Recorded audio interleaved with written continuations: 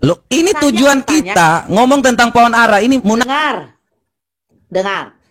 Yang menciptakan pohon-pohon itu bermusim. Loh, saya jawab kok Anda lari lagi. Pohon-pohon bermusim itu siapa? Anda munafik. Ini menceritakan tentang kalian, orang-orang munafik. Yang menciptakan pohon-pohon bermusim itu siapa? Siapa yang menciptakan? Siapa yang menciptakan? Siapa yang menciptakan? Siapa? Kau yang jawab. Kau yang jawab sendiri. Siapa? Siapa yang menciptakan Siapa? ini? Siapa? Coba. Siapa? Siapa? Siapa? Yang menciptakan pohon ara itu siapa? Dia juga nggak berani jawab. Siapa coba? Yang menciptakan pohon ara itu siapa? Iya, aku tanya kau siapa? Menurut Bible kamu siapa? Kau balik tanya Kristen ini gimana sih? Loh, dari itu kan pertanyaannya. Siapa yang menciptakan pohon-pohon bermusim? Siapa? Loh, kalau bagi kami yang menciptakan alam semesta ini adalah Allah. Kasihan sekali. Allah mau menciptakan. Di mana dalilnya kau menciptakan pohon-pohon bermusim itu? Jangan larikan. Kau yang jawab. Allahmu tidak bisa lakukan apa-apa. Orang Muhammad mati aja. Heang bodoh. Yang menciptakan pohon ara sehingga dia. Kasihan sekali. Allahmu itu Muhammad yang kekasih aja nggak bisa ngapa-ngapain kok. Inilah tantrum. Dia bertanya balik. Yesus adalah Tuhan. Iya, Yesus Tuhan. Sejak kapan jadi Tuhan? Setelah dia dibaptis. Oke. Pada waktu dia merasa lapar dengan murid-muridnya, dia mendatangi pohon ara. Pohon ara dilihatnya sudah berdaun. Ya kan? Sudah berdaun pohon ara itu. Ternyata ketika dia mendekati pohon ara itu, dia tidak mendapati apa-apa dari pohon itu. Dia marah. Sehingga dia mengutuk. Janganlah engkau berbuah selamanya lagi. Kenapa dia mengutuk? Kalau dia memang Tuhan, harusnya dia tahu pohon itu belum musimnya berbuah, itu satu. Kalau memang dia Tuhan, maunya dengan kuasa dia sebagai Tuhan, dia buatlah pohon ara yang aturannya pohon bermusim, jadi jangan bermusim, berbuah saja langsung. Tapi nggak ada kuasanya apa-apa, karena dia bukan Tuhan, dia hanya sebatas manusia.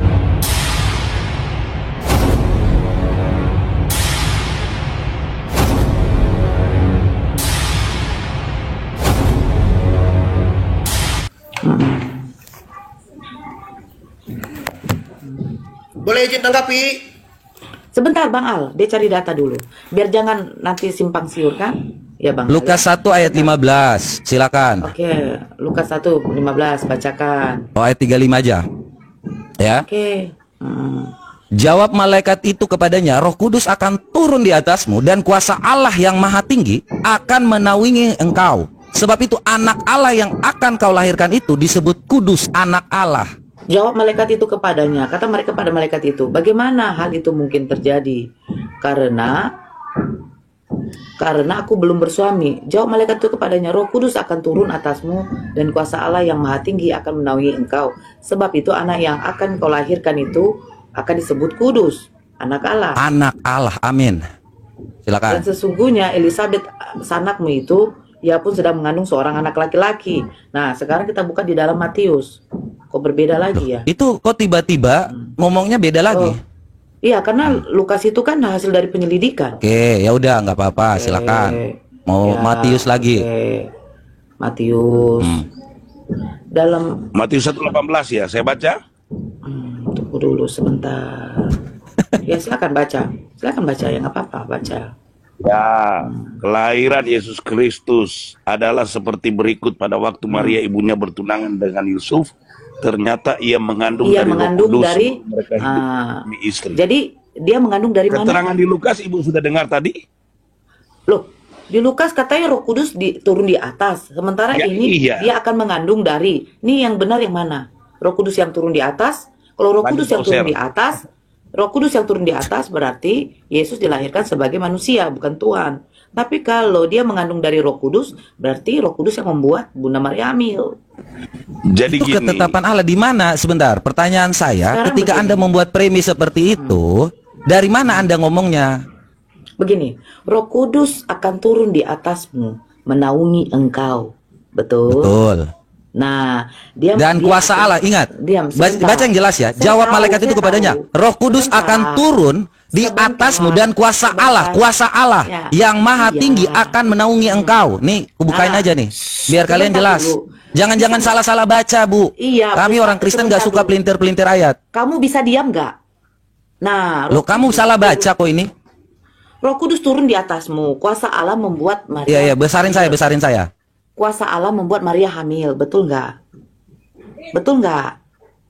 Iya, oke, ikuti aja Nah, narasimu. Loh, kan hamilnya Maria itu kan atas kuasa Allah kan? Besarin saya itu baca. Aduh, saya ini buka loh di Ini sini. adu-adu apa ini?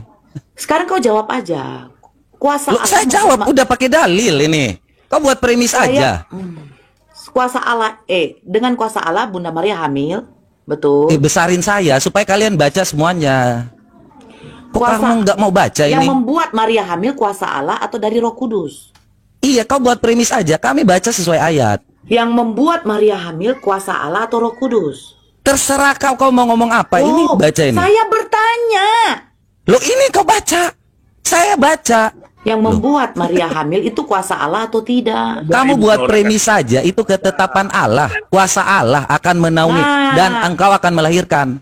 Nah, yang berarti yang dilahirkan Bunda Maria manusia bukan? Manusia bukan? Loh, kau nggak besarin saya, gimana saya menjelaskannya? Di sini kita nggak butuh kuliah. Di sini tanya jawab biar edukasi. Loh, kau mau tanya jawab, saya juga nggak butuh yang namanya kau buat premis terus saya jawab kan? Saya menjawab segala fitnahan. Saya bertanya, yang dilahirkan Bunda Iya, Maria. saya menjawab dengan dalil. Manusia atau bukan? Itu Dalil ini, aja. dalil. Yang dilahirkan Bunda Maria itu manusia atau Dalil bukan? ini, baca dulu supaya kita baca. Yang dilahirkan Bunda Maria. Loh, kau tanya, saya jawab dengan dalil. Nggak berani? Takut kalian kalau seperti ini. Saya bertanya. Saya menjawab, Bu, dengan dalil. Ya, dalil di situ yang dilahirkan Bunda Maria. Nah, ini silakan baca supaya kita ngerti. Ya, kau baca. Iya, besarkan supaya jangan dipikir Saya nanti tidak bisa dipelintir-pelintir. membesarkan, karena di sini nggak bisa membesarkan, paham? Kenapa hostnya nggak mau besarkan? Hostnya lagi makan, minum, Lagi makan, jangan buka room. Ini kita bukakan dalil. Jawab malaikat itu kepadanya, Roh Kudus akan. Saya tanya, yang dilahirkan Bunda Maria itu Loh, manusia apa kenapa Tuhan? Anda ini kok tiba-tiba Iya, yang dilahirkan Bunda kejang-kejang? Maria itu manusia Loh, atau ini Tuhan? saya jawab dengan data kok. Iya, kau bacakan dulu. Loh, dari tadi sudah saya baca 4 kali. Anda Ya, kenapa udah, masih bertanya berarti hal yang sama? Yang dilahirkan Bunda Maria manusia atau Tuhan? Yesus Kristus. Iya, itu manusia atau Tuhan? Ih, Tuhan, ya Allah. Loh, Yesus Kristus itu Tuhan dan Juru Selamat. Di mana Lukas 2 datanya ayat kalau 11. dia Tuhan? Oke, Lukas 2 ayat 11 kita buka lagi. Lari ke Lukas 2 lagi. bodoh. Loh, tadi kau pertanyaannya apa? Pertanyaan sangat simpel. Yang dilahirkan Bunda Maria itu manusia atau Tuhan? Itulah pertanyaan dari Mu'alaf Nora kepada si Oten. Tetapi si Oten muter-muter dolal dalil katanya, tetapi tidak mampu menjawab pertanyaan sesimpel itu. Yang dilahirkan Bunda Maria itu manusia atau Tuhan? Oke, kita tunjukkan dalil siapakah sebenarnya yang dilahirkan oleh Bunda Maria. Tengok di dalam Matius 1 nomor 21, Maria akan melahirkan seorang anak laki-laki. Anak itu harus engkau beri nama Yesus. Ternyata yang dilahirkan oleh Bunda Maria adalah seorang anak laki-laki berdasarkan yang tertulis di dalam Matius 1 nomor 21. Di mana? Coba Lukas 1 nomor 30. Lukas 1 nomor 30 lagi. Nih. Coba baca. Nih, kata malaikat itu kepadanya, jangan takut hai Maria, sebab engkau beroleh kasih karunia di hadapan Allah. Kenapa? Lukas 1, yang dilahirkan Bunda Maria itu manusia atau Tuhan? Tuhan. Di mana datanya? Lukas 2 ayat 11. Ironis sekali guys, Tuhannya Oten itu dilahirkan oleh manusia katanya. Lukas 2 nomor 11 itu pemberitahuan kepada Bunda Maria apa kepada gembala? Kepada para gembala, hari ini telah lahir bagimu juru selamat Kristus Tuhan di kota Daud. Loh, yang berhak mengetahui, jadi kepada Bunda Maria anak manusia apa anak Tuhan? Anak Allah. Bukan anak Tuhan, Allah itu, anak Allah. Anak Allah itu berarti Allah. Loh, anak manusia berarti manusia bukan? Kutanya kau. Loh, Iya, yang Loh, melahirkan. kau yang bertanya, kau jawab sendiri tuh. Sebentar Anak dulu, manusia, manusia bukan. Sebentar. Anak manusia pasti manusia. Nah, yang melahirkan Bunda Maria, yang melahirkan Yesus manusia atau Tuhan? Tuhan. Lukas 2 ayat 11. Yang melahirkan Yesus Tuhan. Yang melahirkan manusia. Berarti anak manusia bukan manusia. Loh, kau sudah menjawabnya, anak manusia bukan manusia. Loh, anak manusia dong. Dah, jadi Yesus manusia atau Tuhan? Tuhan. Dua. Loh, yang melahirkan Gelar Tuhan itu melekat pada manusia. Tunggu dulu, yang melahirkan Yesus itu, yang melahirkan Yesus itu manusia atau Tuhan? Manusia. Kenapa dia dikatakan Tuhan? Loh, karena dia yang menyelamatkan umatnya. Saya tanya, kenapa dia dikatakan Tuhan? Yang dilahirkan Bunda Maria ini adalah Tuhan. Kenapa dikatakan Tuhan? Karena dia penguasa langit dan bumi. Dia yang akan menghakimi kita semua di dunia ini. Oke, pada waktu dia dilahirkan Bunda Maria, dia sudah Tuhan. Jelas dia Tuhan. Malaikat yang ngasih tahu pada kok waktu- Lukas 2 ayat 11. Oke, apa kuasa Yesus pada waktu dia masih bayi? Apa kuasa Yesus pada saat masih Iya. bayi? Iya, Kuasa Yesus pada saat masih bayi. Ini bukan Iya. tanya tentang Islam ya. bukan. Apa kuasa Oke. Yesus pada waktu dia masih bayi begini loh? Dia kan Dia hidup seperti manusia biasa. katanya Tuhan. Loh, Tuhan emang kenapa? Kita nggak perintah Tuhan kan? Bukan. Loh, aturannya begitu. kau yang memperintah Tuhan. begini. Harus berbuat kuasa pada saat dia bayi. Begini. Jadi Pemikiran Yesus Nabi sudah itu, Bu. Yesus sudah Tuhan pada waktu dia bayi. Sudah. Pada waktu bayi, apa yang bisa dia lakukan sebagai Tuhan? Dia bisa menggantikan Dia hidup porsinya seperti sendiri. biasa. Belum saatnya. Oh. Waktu Tuhan tuh belum waktu yang terbaik. saatnya. Jadi Tuhan ini akan ada saatnya. Iya, waktu Tuhan pasti Oke. yang terbaik. Segala sesuatu itu ada waktunya. Pengkhotbah 3 ayat 1 sampai seterusnya. Iya, oke. Pada waktu umur Ya. berapa saatnya dia bisa jadi Tuhan? Setelah dia dibaptis. Itu Setelah waktunya. dia dibaptis. Oke, pada waktu dia merasa lapar dengan murid-muridnya, dia mendatangi pohon ara. Pohon ara dilihatnya belum berbuah. Karena belum musimnya. Ini kau Nah, loncat-loncat terus ya? tidak apa-apa, ini kan kuasa Tuhan nih. Pada waktu dia sudah Oke, dibaptis, oke, baru ada silakan, kuasa silakan Tuhan. ya. Biar Oke. saya Nah, kamu kejar saya aja, iya. nggak apa-apa. Oke. Daulah, Bang. Nah, Bang, pertanyaannya, daulah, kenapa Yesus tidak tahu pohon ara itu belum musimnya berbuah? Kenapa Yesus tidak tahu? Di mana dalilnya? Markus 11 nomor 12. Markus 11 ayat berapa? Markus 11 nomor 12.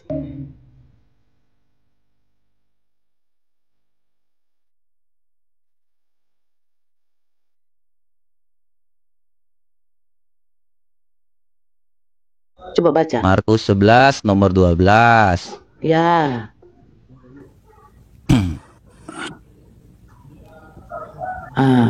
Terus Bacakanlah.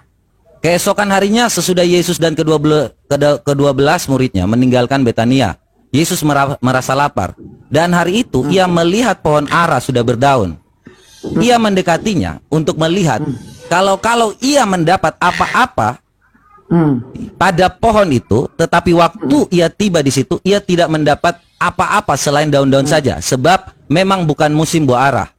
Terus, maka katanya kepada pohon itu, jangan lagi seorang pun makan buahmu selama-lamanya.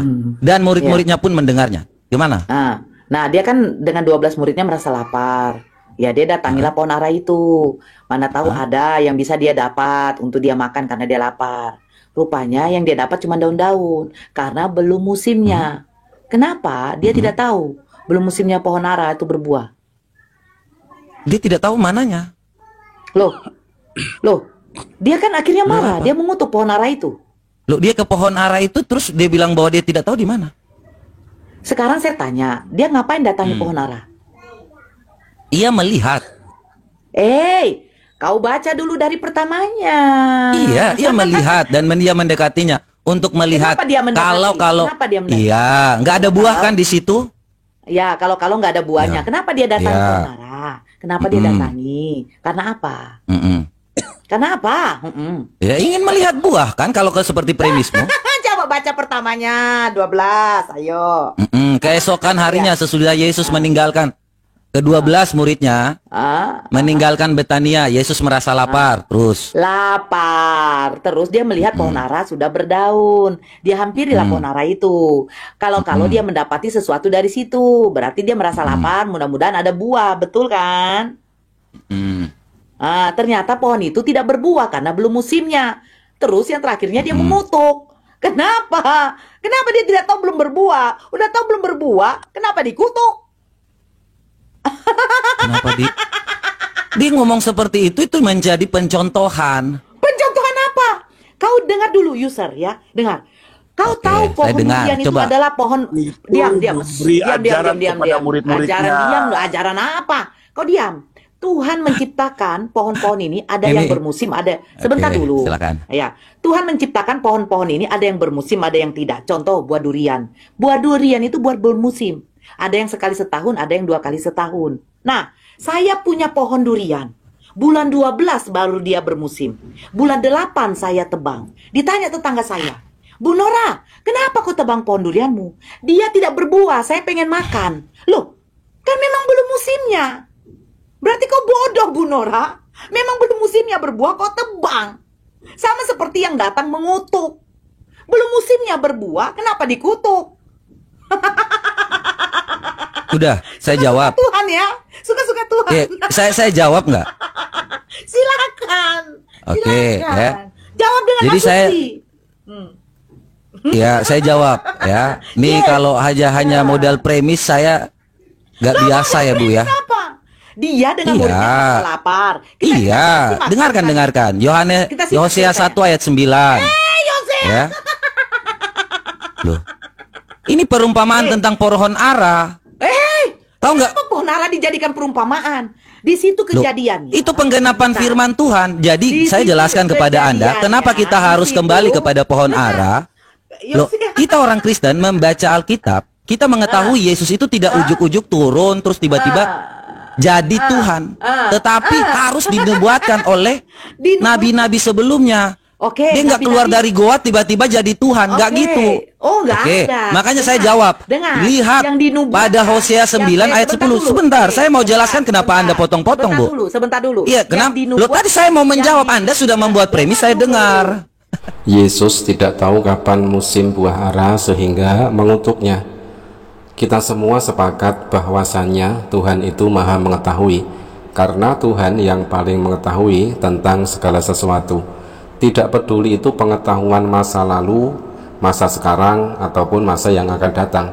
Tetapi bagaimana jika ada Tuhan yang tidak mengetahui sesuatu? Tentu dia bukanlah Tuhan sesungguhnya. Inilah yang terjadi dalam agama Kristen. Padahal agama Kristen meyakini bahwasanya Tuhan itu maha mengetahui. Akan tetapi coba kita perhatikan ayat di dalam Bible, di dalam Markus 11 nomor 12 dan 13. Keesokan harinya sesudah Yesus dan ke-12 murid-muridnya meninggalkan Betania, Yesus merasa lapar, dan dari jauh ia melihat pohon ara yang sudah berdaun. Ia mendekatinya untuk melihat kalau-kalau ia mendapat apa-apa pada pohon itu. Tetapi waktu ia tiba di situ, ia tidak mendapat apa-apa selain daun-daun saja, sebab memang bukan musim buah ara. Markus 11 nomor 12 dan 13. Nah, saat Yesus sedang lapar, dia melihat pohon ara yang sudah berdaun. Yesus mendekati pohon ara tersebut agar kiranya mendapat buah darinya. Akan tetapi saat Yesus tiba di situ, dia tidak mendapati apa-apa karena memang bukan musim buah ara. Yesus yang dianggap Tuhan oleh orang-orang Kristen justru tidak tahu bahwa memang pada saat itu belum musim buah ara. Jadi buah ara itu belum tentu ada. Bahkan Yesus mengutuk pohon ara tersebut. Tertulis di dalam Markus 11 nomor 14, maka katanya kepada pohon itu, jangan lagi seorang pun makan buahmu selama-lamanya. Dan murid-muridnya pun mendengarnya. Markus 11 nomor 14. Yesus yang dianggap Tuhan oleh orang-orang Kristen itu bahkan tidak tahu kapan tepatnya musim buah ara. Yang dinubuatkan oleh nabi-nabi itu kedatangan Tuhan apa kedatangan seorang Mesias manusia? Kau jangan menipu. Kenapa saya mau jawab, Anda nggak ini? Kau jelaskan menurut Markus 11. Kenapa? Iya, ini saya mau jawab tentang pohon ara itu apa tujuannya dia mengutuk pohon ara? Tentang kemunafikan, sama seperti kalian munafik. Ngomong Pak kau. Saya tidak tanya tentang tujuan. Loh, ini tujuan kita ngomong tentang pohon ara ini Dengar. Yang menciptakan pohon-pohon itu bermusim. Loh, saya jawab kok Anda lari lagi. Pohon-pohon bermusim itu siapa? Anda munafik. Ini menceritakan tentang kalian, orang-orang munafik. Yang menciptakan pohon-pohon bermusim itu siapa? Siapa yang menciptakan? Siapa yang menciptakan? Siapa yang menciptakan? Siapa? Kau yang jawab sendiri. Siapa? Siapa yang menciptakan Siapa? ini? Siapa? Coba. Siapa coba? Siapa? Yang menciptakan pohon ara itu siapa? Dia juga nggak berani jawab. Siapa coba? Yang menciptakan pohon ara itu siapa? Iya, aku tanya kau siapa? Menurut Bible kamu siapa? Kau balik tanya Kristen ini gimana sih? Loh, dari itu kan pertanyaannya. Siapa yang menciptakan pohon-pohon bermusim? Siapa? Loh, kalau bagi kami yang menciptakan alam semesta ini adalah Allah. Kasihan sekali. Allah mau menciptakan. Di mana dalilnya kau menciptakan pohon-pohon bermusim itu? Jangan larikan. Kau yang jawab. Allahmu tidak bisa lakukan apa-apa. Orang Muhammad mati aja. Heang bodoh. Yang menciptakan pohon ara sehingga dia. Kasihan sekali. Allahmu itu Muhammad yang kekasih aja nggak bisa ngapa-ngapain kok. Rupanya Oten penghujat ini tidak tahu apa-apa tentang Bibelnya sendiri. Justru yang tidak bisa berbuat apa-apa itu adalah Tuhan dari si Oten ini sendiri. Berdasarkan Yohanes 5 nomor 30, aku tidak dapat berbuat apa-apa dari diriku sendiri. Aku menghakimi sesuai dengan apa yang aku dengar, dan penghakimanku adil, sebab aku tidak menuruti kehendakku sendiri, melainkan kehendak Dia yang mengutus aku. Inilah tantrum. Dia bertanya balik, Yesus adalah Tuhan. Iya, Yesus Tuhan. Sejak kapan jadi Tuhan? Setelah dia dibaptis. Oke. Pada waktu dia merasa lapar dengan murid-muridnya, dia mendatangi pohon ara. Pohon ara dilihatnya sudah berdaun. Ya kan? Sudah berdaun pohon ara itu. Ternyata ketika dia mendekati pohon ara itu, dia tidak mendapati apa-apa dari pohon itu. Dia marah, sehingga dia mengutuk. Janganlah engkau berbuah selamanya lagi. Kenapa dia mengutuk? Kalau dia memang Tuhan, harusnya dia tahu pohon itu belum musimnya berbuah, itu satu. Kalau memang dia Tuhan, maunya dengan kuasa dia sebagai Tuhan, dia buatlah pohon ara yang aturannya pohon bermusim, jadi jangan bermusim, berbuah saja langsung. Tapi nggak ada kuasanya apa-apa, karena dia bukan Tuhan, dia hanya sebatas manusia. Karena ada Tuhan yang tidak tahu pohon bermusim, tiba-tiba dikutuk. Padahal dia yang menciptakan pohon itu. Dia menciptakan pohon. Tetapi dia tidak tahu pohon itu pohon musiman. Belum musimnya berbuah, dia lapar. Dia datang. Yang lapar itu kemanusiaannya, Nor. Yes. Tetapi mana ketuhanannya? Ketika dia melihat pohon yang belum musimnya berbuah, dia kutuk. Saya membuat satu analogi yang bisa ditangkap. Saya punya pohon durian yang musim berbuahnya bulan 12. Karena saya pengen makan durian, saya datangi pohon itu. Wahai pohon, kenapa kau tidak berbuah? Saya pengen makan kau pohon. Datang kalau santurannya pohon itu ngomong, weh Nora botol, saya berbuah tuh bulan 12. Terus saya ambil nih, sinso, saya tebang. Nyeng. Jatuh pohon itu, brek. Lewat tetangga. Bu Nora, iya Bu Siti, kenapa ditebang pohonnya Bu? Saya pengen makan buah durian, tetapi belum berbuah toh piye? Saya bilang, loh ibu ini kok botol dodol katanya. Bulan 12 Bu baru berbuah. Kenapa bulan 8, bulan 9 ibu cari buahnya? Ibu ini kok botol?